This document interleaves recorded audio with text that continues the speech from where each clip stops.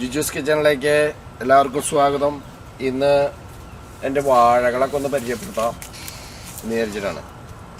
എല്ലാവർക്കും സുഖമെന്ന് വിചാരിക്കണം. അപ്പോൾ എനിക്ക് കുറച്ച് വാഴയുണ്ട്, വാഴക്കൊലകളുണ്ട്, അതൊക്കെ കാണിക്കാം.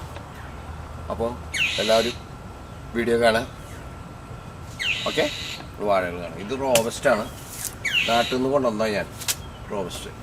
ഇത് നമ്മൾ വലുതാവുന്ന ടൈപ്പ്, ഹൈറ്റ് കൂടിയ ടൈപ്പ് റോബസ്റ്റ് ഇല്ലേ, അങ്ങനത്തെ റോബസ്റ്റാണിത്.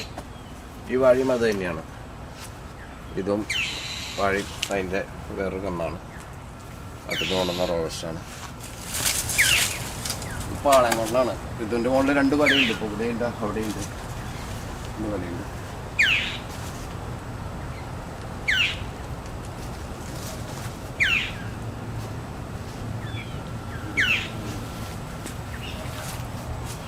ഇത് ഞാലിപ്പൂവിനാണ്. ഞാലിപ്പൂവിൻ്റെ കന്ന് വെച്ചതാണ്. ഈ വഴി ഞാലിപ്പൂവൻ തന്നെയാണ്. പൂവനുണ്ടായിരുന്നു, പൂവൻ പോയി. ചേമ്പ് ഇതും പാളയംകുടം തന്നെയാണ്. ഈ വഴിയും പാളയംകുടം തന്നെയാണ്.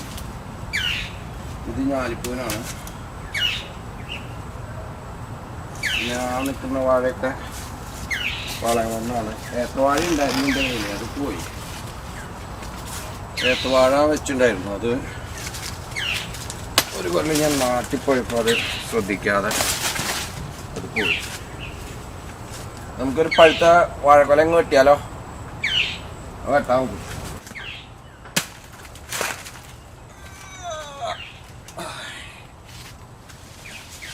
അതെ,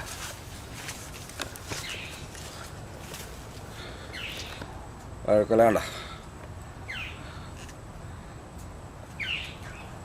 അപ്പോൾ അതാണ് വാഴ. അപ്പോൾ ഒരു കൊല പഴവും കിട്ടി നമുക്ക്.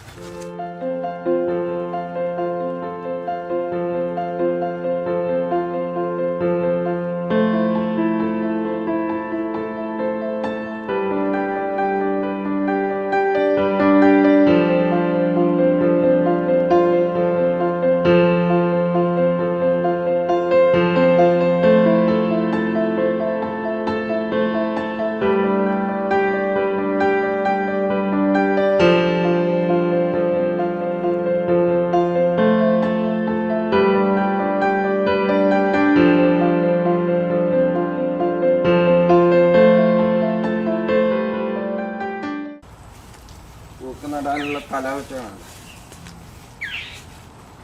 കൂർക്ക. ഇവനെ മുറിച്ചിട്ട് വേണം നമുക്ക് നടാൻ. നമുക്ക് ഇതിൻ്റെ തല ഇങ്ങനെ മുറിക്കണം.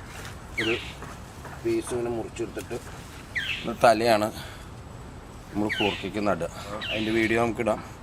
ഇതുപോലെ കമ്പ് മുറിച്ചിട്ടാണ് നമ്മൾ കൂർക്ക നടുക.